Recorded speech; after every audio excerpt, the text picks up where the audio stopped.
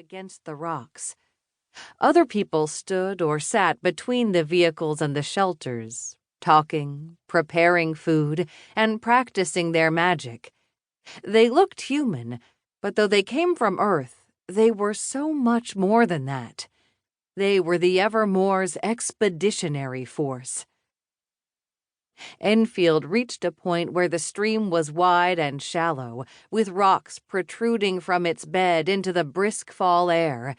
He jumped from stone to stone across the stream, spray spattering his ankles until he reached the mud track above the encampment, then ran the last few 100 yards to join his companions.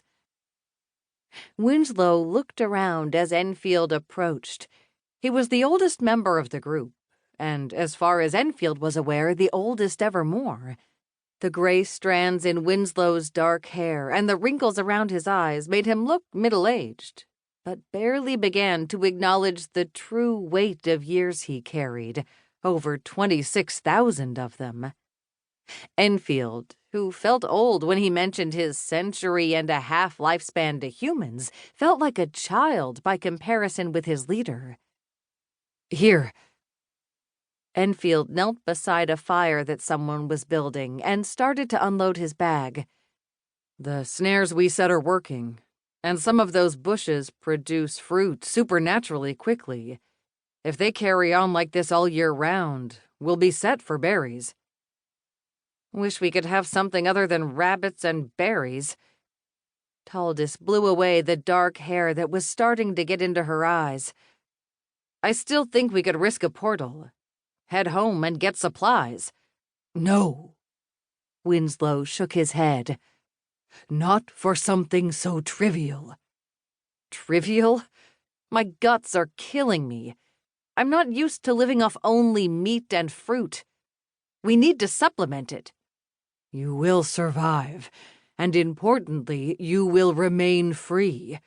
We can't be sure that if a portal draws the attention of the Silver Griffins or whoever set those mercenaries on us." "So what are we going to do? Stay here forever in the woods?" Taldis raised an eyebrow.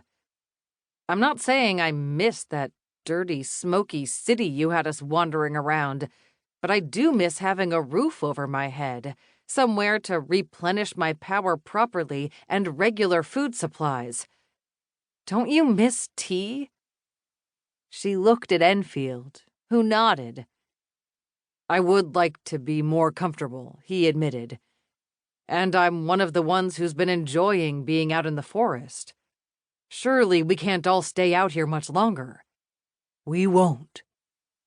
Winslow's voice stayed calm and steady as always. Or, at least, almost always.